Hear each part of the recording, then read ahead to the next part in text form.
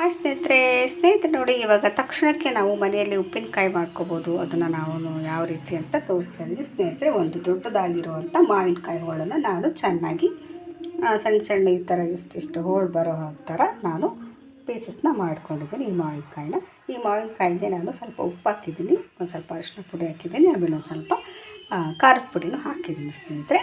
ಆಮೇಲೆ ಒಂದು ಸ್ವಲ್ಪ ಸಾಸಿವೆ, ಆಮೇಲೆ ಒಂದು ಸ್ವಲ್ಪ ಮೆಂತ್ಯನ ನಾನು ಸಣ್ಣ ಬಾಣಲೆಯಲ್ಲಿ ಹುರ್ಕೊಂಡ್ಬಿಟ್ಟು ಮಿಕ್ಸಿ ಮಾಡಿ ನೋಡಿರಿ, ಅದ್ರ ಪುಡಿನೂ ಸಮೇತ ನಾನಿಲ್ಲಿ ಹಾಕಿದ್ದೀನಿ.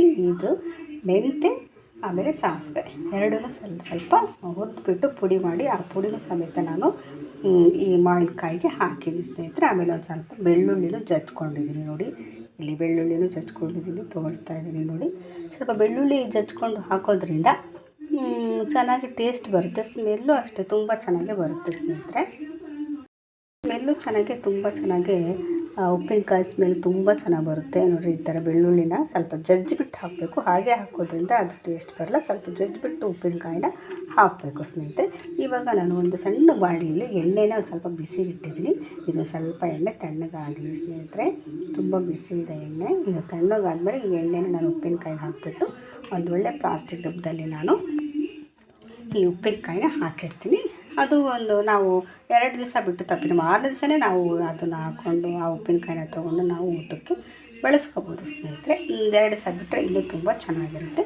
ಇದು ಬಹಳ ಬೇಗವಾಗಿ ಉಪ್ಪಿನಕಾಯಿ ಮಾಡ್ಕೊಳ್ಳೋ ಅಂಥ ಒಂದು ರೆಸಿಪಿ ಸ್ನೇಹಿತರೆ. ಅದಕ್ಕೆ ನಾನಿವತ್ತು ಉಪ್ಪಿನಕಾಯಿ ಮಾವಿನಕಾಯಿನೆಲ್ಲ ಹೆಚ್ಚಿಬಿಟ್ಟು ಈ ಥರ ಮಾಡಿದ್ದೀನಿ. ಇವನ್ನೆಲ್ಲ ಪುಡಿಗಳನ್ನು ಹಾಕಿ ಕಲಸಿಟ್ಟಿದ್ದೀನಿ. ಇವಾಗ ಒಂದು ಸ್ವಲ್ಪ ಎಣ್ಣೆನೂ ನಾನು ಬಿಸಿ ಮಾಡಿ ಇಟ್ಟಿದ್ದೀನಿ. ಅದು ಎಣ್ಣೆ ಸ್ವಲ್ಪ ತಣ್ಣಗಾಗ್ತಿದ್ದಂಗೆ ನಾನು ಈ ಮಾವಿನಕಾಯಿಗೆ ಹಾಕಿ ಕಲಿಸ್ಬಿಟ್ಟು ನಿಮಗೆ ನಾನು ತೋರಿಸ್ತೀನಿ ಸ್ನೇಹಿತರೆ ಯಾವ ರೀತಿ ರೆಡಿಯಾಗಿದೆ ಅಂತ. ಸ್ನೇಹಿತರೆ ನೋಡಿ, ಇಲ್ಲಿ ನಾನು ಎಣ್ಣೆನ ತಣ್ಣಗಾಕಿ ಬಿಟ್ಟಿದ್ದೀನಿ. ಇವಾಗ ಒಂದು ಸ್ವಲ್ಪ ನಾನು ಟೇಸ್ಟ್ ಬರಲಿ ಅಂದ್ಬಿಟ್ಟು ಬೆಲ್ಲನಾದರೂ ಹಾಕ್ಬೋದು, ಸಕ್ಕರೆನಾದರೂ ಹಾಕ್ಬೋದು. ನಾನು ಇದಕ್ಕೆ ಸಕ್ಕರೆನ ಆ್ಯಡ್ ಮಾಡ್ತಾಯಿದ್ದೀನಿ. ಸಕ್ಕರೆ ಹಾಕೋದ್ರಿಂದ ತುಂಬ ಚೆನ್ನಾಗಿ ಟೇಸ್ಟ್ ಬರುತ್ತೆ ಸ್ನೇಹಿತರೆ. ನೀವು ಎಷ್ಟು ಸಕ್ಕರೆ ಹಾಕ್ತೀರೋ ಅಷ್ಟು ಸಕ್ಕರೆ ಹಾಕೋದ್ರಿಂದ ತುಂಬ ಚೆನ್ನಾಗಿ ಟೇಸ್ಟ್ ಬರುತ್ತೆ. ನಾನು ಮನೆಯಲ್ಲೆಲ್ಲ ಸ್ವಲ್ಪ ಸ್ವೀಟ್ ಇಷ್ಟಪಡ್ತಾರೆ ಅಂತ ನಾನು ಒಂದು 3 ಸ್ಪೂನು ಸಕ್ಕರೆನ ಹಾಕಿದ್ದೀನಿ. 3 ಸ್ಪೂನ್ ಸಕ್ಕರೆನ ಹಾಕಿಬಿಟ್ಟು ಚೆನ್ನಾಗಿ ನಾವು ಮಿಕ್ಸ್ ಮಾಡಬೇಕು.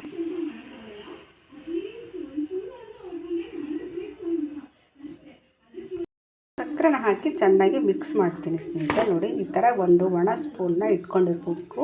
ಹಸಿ ಸ್ಪೂನ್ ಅಂತೂ ನಾವು ಇಟ್ಕೊಳ್ಳೋಕ್ಕೆ ಹೋಗಬಾರ್ದು. ಸ್ವಲ್ಪ ತೇವಾಂಶ ಇದ್ದರೂ ಕೂಡ ಚಮಚದಲ್ಲಿ ಉಪ್ಪಿನಕಾಯಿ ಹಾಳಾಗ್ಬಿಡುತ್ತೆ. ಅದಕ್ಕೋಸ್ಕರ ನಾನು ನೋಡಿ ಈ ಸ್ಪೂನಿಂದ ಚೆನ್ನಾಗಿ ನಾನು ಉಪ್ಪಿನಕಾಯಿನೆಲ್ಲ ಕಲಿಸ್ತಾಯಿದ್ದೀನಿ. ಸಕ್ಕರೆನೆಲ್ಲ ಉಪ್ಪಿನಕಾಯಿ ಚೆನ್ನಾಗಿ ಅದು ಇಟ್ಕೋಬೇಕು ಸ್ನೇಹಿತರೆ. ಉಪ್ಪಿನಕಾಯಿಗೆ ಈ ಸಕ್ಕರೆ ಎಲ್ಲ ಚೆನ್ನಾಗಿ ಕಲಿಸ್ಬಿಡಬೇಕು. ಈ ಥರ ಕಲಿಸೋದ್ರಿಂದ ತುಂಬ ಚೆನ್ನಾಗಿ ಟೇಸ್ಟಿ ಆಗುತ್ತೆ. ಸ್ವೀಟ್ ಏನಾಗಲ್ಲ, ನಮಗೆ ಸ್ವಲ್ಪ ಸ್ವೀಟ್ ಜಾಸ್ತಿ ಇರೋದು ನಾನೊಂದು 3 ಸ್ಪೂನ್ ಹಾಕಿದ್ದೀನಿ. ನೀವು ಕಮ್ಮಿ ಬೇಕು ಅಂದರೆ 1 ಸ್ಪೂನ್ ಹಾಕಿ, ಇಲ್ಲ 2 ಸ್ಪೂನ್ ಸಕ್ಕರೆ ಬೇಕಿದ್ದರೆ ನೀವು ಹಾಕ್ಬೋದು ಸ್ನೇಹಿತರೆ. ಭಾಳ ಬೇಗ ಇನ್ಸ್ಟೆಂಟಾಗಿ ನಾವು ಮಾಡ್ಕೊಳ್ಳೋವಂಥ ಈ ಮಾವಿನಕಾಯಿ ಉಪ್ಪಿನಕಾಯಿನ ನಾವು ಮಾಡೋದನ್ನು ನಾನಿವತ್ತು ನಿಮಗೆ ವಿಡಿಯೋ ಮುಖಾಂತರ ತೋರಿಸ್ತಾ ಇದ್ದೀನಿ. ಭಾಳ ಚೆನ್ನಾಗಿ ಟೇಸ್ಟಿಯಾಗಿರುತ್ತೆ ಸ್ನೇಹಿತರೆ. ನೋಡಿ, ಈ ಥರ ಎಲ್ಲ ನಾನು ಕಲಿಸ್ಕೊಂಡಿದ್ದೀನಿ. ಇವಾಗ ಎಣ್ಣೆನ ಹಾಕ್ತಿದ್ದೀನಿ. ಎಣ್ಣೆ ತಣ್ಣಗಾಗಿದೆ. ಈಗ ನಾನು ಉಪ್ಪಿನಕಾಯಿ ಮೇಲೆ ಎಣ್ಣೆನ ಹಾಕ್ತಾಯಿದ್ದೀನಿ.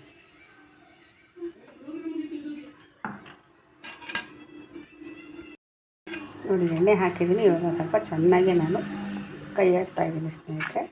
ಕ್ಲೀನಾಗಿ ಕಲಿಸ್ಬಿಡ್ಬೇಕು. ನಾನು ಸ್ವಲ್ಪ ಕೈನ ಚೆನ್ನಾಗಿ ತೊಳ್ಕೊಂಬಂದಿದ್ದೀನಿ. ತೊಳ್ಕೊಂಬಂದ್ಮೇಲೆ ಕೈಯಲ್ಲೇ ಸ್ವಲ್ಪ ಕ್ಲೀನಾಗಿ ಕಲಿಸೋದ್ರಿಂದ ಸೂಪರಾಗಿ ಬರುತ್ತೆ. ಇದು ಸ್ಪೂನಲ್ಲಿ ಅಷ್ಟು ಚೆನ್ನಾಗಿ ಬರೋಲ್ಲ. ನೋಡಿ, ನಾನು ಕೈಯಲ್ಲಿ ಕ್ಲೀನಾಗಿ ಸ್ವಲ್ಪ ಕಲಿಸ್ತಾಯಿದ್ದೀನಿ. ಈ ಥರ ಕ್ಲೀನಾಗಿ ಕೈಯಲ್ಲೇ ನಾವು ಕ್ಲೀನಾಗಿ ಕಲಿಸ್ಬಿಟ್ರೆ ಅದ್ರದ್ದು ರಸ ಎಲ್ಲ ಮಸಾಲೆ ಎಲ್ಲ ಕ್ಲೀನಾಗಿ ಇಟ್ಕೊಂಡ್ಬಿಡುತ್ತೆ.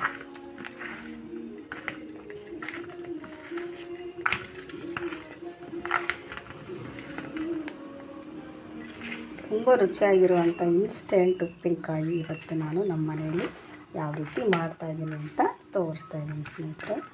ಭಾಳ ಚೆನ್ನಾಗಿರುತ್ತೆ.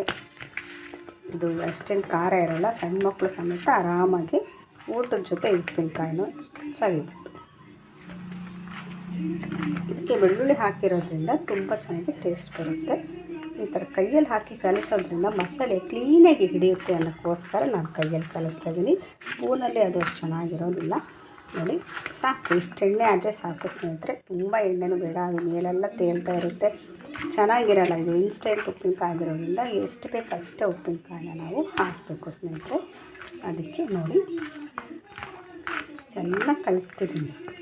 ಅದು ಸಾಸಿವೆ ಪುಡಿ ಆಮೇಲೆ ಮೆಂತ್ಯ ಪುಡಿನೆಲ್ಲ ಪುಡಿ ಮಾಡಿ ಹಾಕಿರೋದು ಕ್ಲೀನಾಗಿ ಅದಕ್ಕೆ ಹತ್ಕೋಬೇಕು. ಉಪ್ಪಿನಕಾಯಿಗೆಲ್ಲ ಅದು ಕ್ಲೀನಾಗಿ ಹತ್ಕೋಬೇಕು ಸ್ನೇಹಿತರೆ.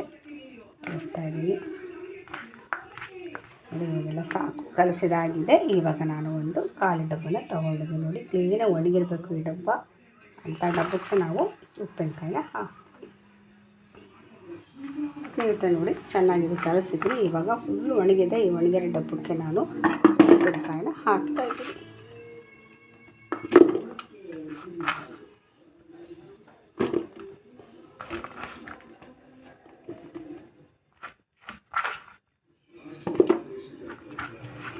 ಈ ಥರ ಮಾಡೋದ್ರಿಂದ ಭಾಳ ಬೇಗನೂ ಉಪ್ಪಿನಕಾಯಿ ಆಗುತ್ತೆ. ಇದು ನೋಡಿ, ನಾವು ನೆಕ್ಸ್ಟ್ ದಿನವೇ ನಾವು ಊಟಕ್ಕೆ ಉಪ್ಪಿನಕಾಯಿನ ನಾವು ಆರಾಮಾಗಿ ನಾವು ಊಟ ಮಾಡ್ಬೋದು. ಇನ್ನೊಂದು 2 ಸಲ ಅಂತೂ ಬಿಟ್ಬಿಟ್ರೆ ಚೆನ್ನಾಗಿ ಈ ಮಸಾಲೆಗಳೆಲ್ಲ ಈ ಡಬ್ಬದಲ್ಲಿ ಹೀರ್ಕೊಂಡಿರುತ್ತೆ. ನೋಡಿ ಇವಾಗ ಡಬ್ಬದಲ್ಲಿ ಹಾಕಿದ್ದೀನಲ್ಲ, ಇವಾಗ ಅದು ಎಣ್ಣೆ ಅಷ್ಟು ಕಾಣಿಸ್ತಾ ಇಲ್ಲ ಸ್ನೇಹಿತರೆ.